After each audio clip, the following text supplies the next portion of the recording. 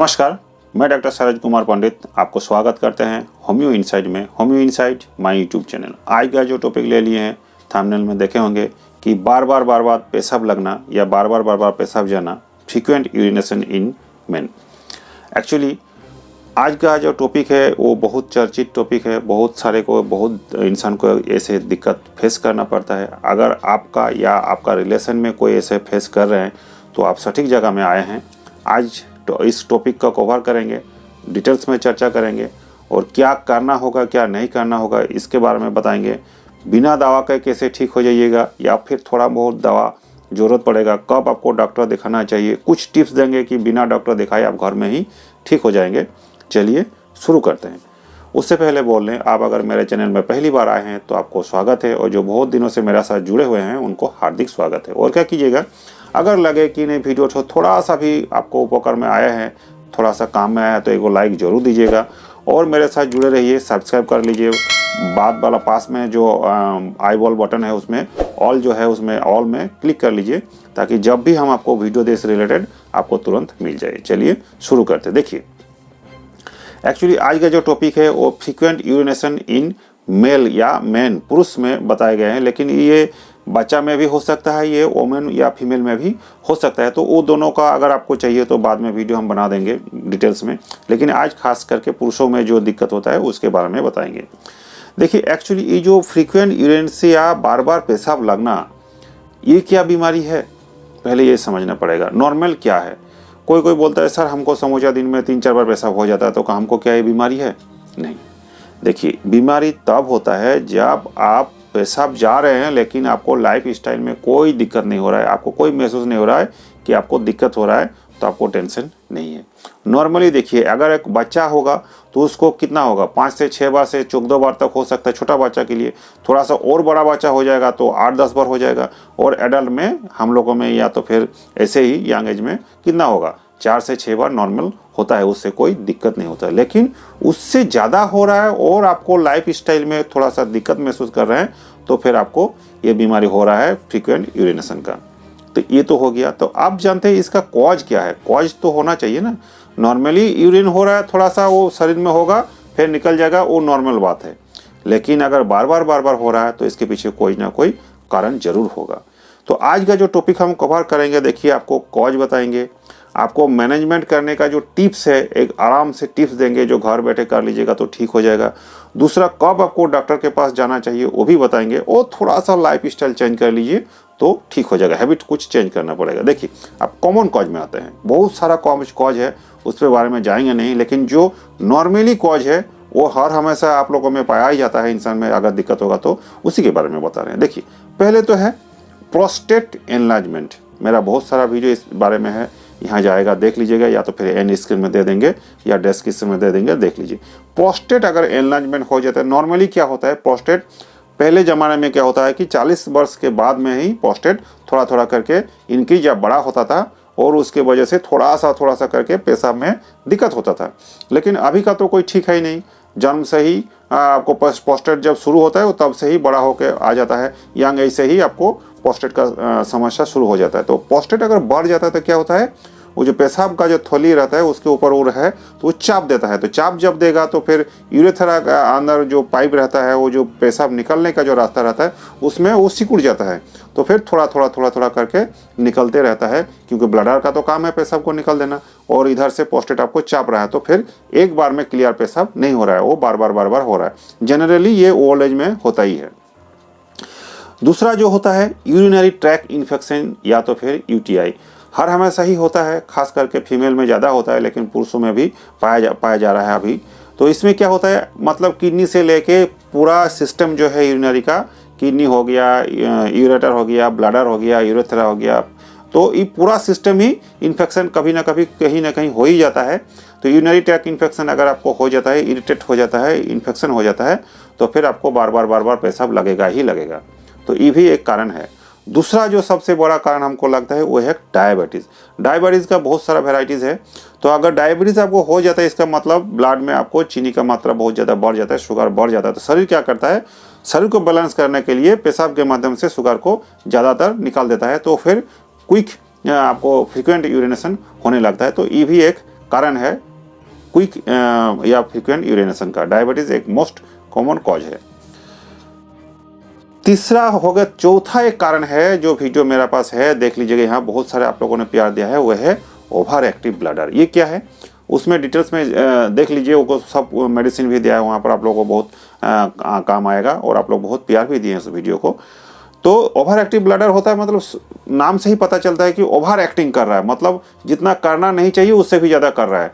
तो वो अपने आप से एक्टिव हो जाता है और बार बार पेशाब नहीं जाना चाहिए फिर, लेकिन वो एक्टिव हो जाता है, उसको लगता है कि हमको पेशाब इसको निकालना चाहिए, तो फिर वो निकल जाइए। डिटेल्स में चाहिए तो वीडियो यहाँ पर है, देख लीजिएगा।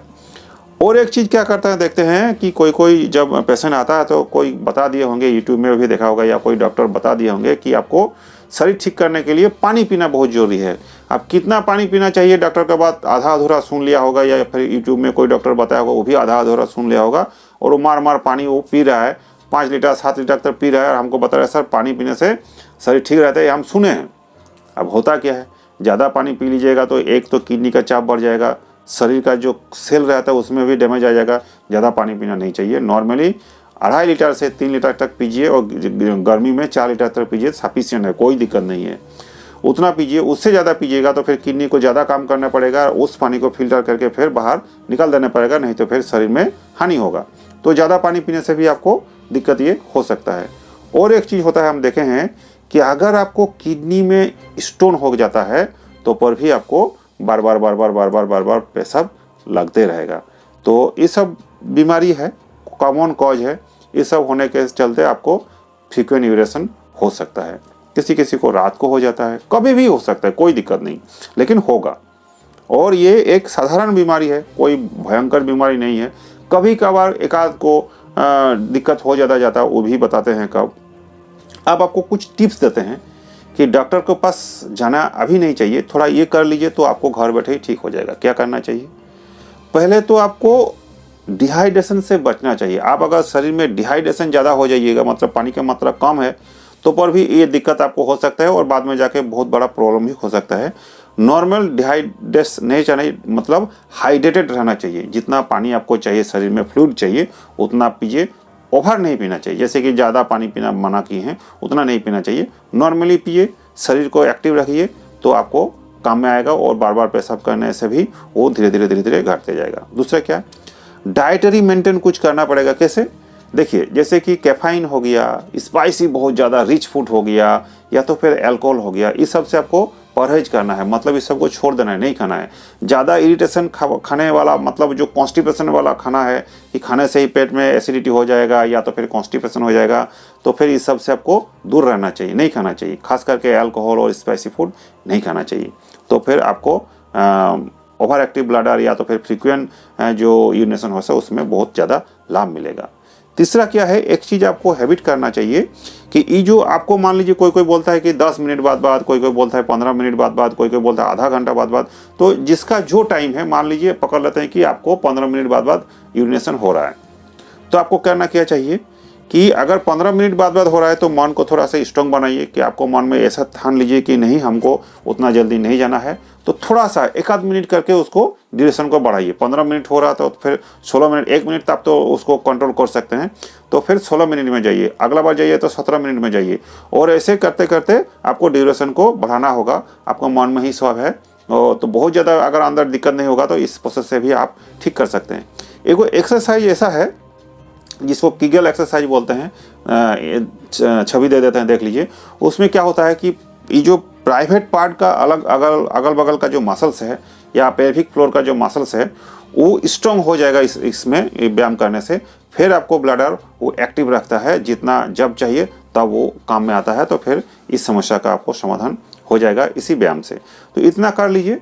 इतना करने के बाद से भी अगर आपको ठीक नहीं होता है, और कभी कभार जो डॉक्टर को दिखाने के पास जाना चाहिए दिखाने के लिए, वो क्या होता है कि नॉर्मली बार बार यूरिनेशन जा रहा है तो थोड़ा सा लाइफ स्टाइल में दिक्कत हो रहा है, लेकिन कभी कभार क्या होता है, थोड़ा सा उसमें अगर दर्द महसूस हो, जलन महसूस हो, या तो फिर बाद में अगर ब्लीडिंग आना लगे, तो तुरंत आप डॉक्टर के पास आपको जाना चाहिए।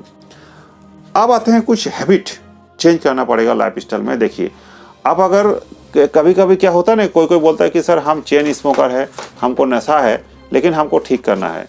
ये बीमारी को। तो देखिए, अगर आप स्मोकिंग करते हैं, धूम्रपान करते हैं, जो कि बहुत हानिकारक है और आपको ब्लैडर के लिए भी बहुत खराब है, तो ये धूम्रपान आपको छोड़ देना पड़ेगा। स्मोकिंग एकदम नहीं करना है। अगर करते हैं तो फिर ब्लैडर में इरिटेशन होगा और बार बार आपको पेशाब जाने के लिए बाध्य हो जाइएगा। तो फिर उसको तुरंत छोड़ दीजिए, या तो फिर धीरे धीरे ही छोड़िए, जैसे भी हो, मतलब उसको छोड़ देना है। दूसरा, अगर आप बहुत ज़्यादा वेटी है, मतलब ओवर वेट है आपको, या ओबेसिटी है, तो ओबेसिटी होने से भी शरीर में अगर ज़्यादा चर्बी जम जाएगा तो फिर वो भी ब्लैडर में आपको चाप देगा और बार बार पेशाब जाने के लिए मन करेगा। तो हेल्दी वेट बनाइए, एक्सरसाइज कीजिए, नॉर्मल वेट रखिए, तो फिर ये आपके लिए अच्छा है। तो ये सब तो बोल दिए आपको, नॉर्मली सब कुछ बताइए। अब एक मेडिसिन बताते हैं इस पर्पस के लिए। बहुत ज़्यादा मेडिसिन है, तो जो जितना कॉज हम बताए हैं उसका एक कॉज लेंगे और उसके बारे में जो मेडिसिन है बाद वाला वीडियो में आपको बताएंगे। आज एक मेडिसिन बता देते हैं, ये भी खाने से बहुत ज़्यादा आराम आपको मिल जाता है। देखिए, अगर आपको क्विक, मतलब बहुत ज़्यादा फ्रिक्वेंटली यूरिनेशन हो रहा है और जब लगेगा तब जाना हो, तो फिर ये मेडिसिन आपके लिए ही है। और एक चीज़ ख्याल कीजिएगा, तो जब लगा तब जाना होगा, लेकिन जब जाइएगा क्लियर पेशाब होगा और बहुत ज़्यादा मात्रा में पेशाब होगा, तो ये मेडिसिन आप ही के लिए है। तो कभी कभार देखा है इस मेडिसिन में कि कोई पेशेंट बताया है कि यूरिन करने के समय और यूरिन करने के बाद भी थोड़ा सा पेन महसूस होता है तौल पेट में या तो फिर पेनिस में। तो ये अगर आपको है तो फिर ये मेडिसिन आपके लिए है, जो जिसका नाम है इक्विजिटम हेमेट। तो हाइमेट जो है ये, इसको ले लीजिए।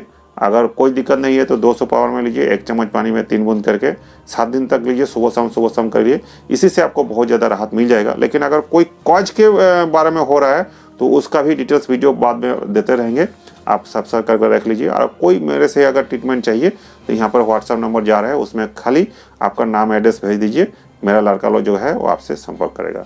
धन्यवाद।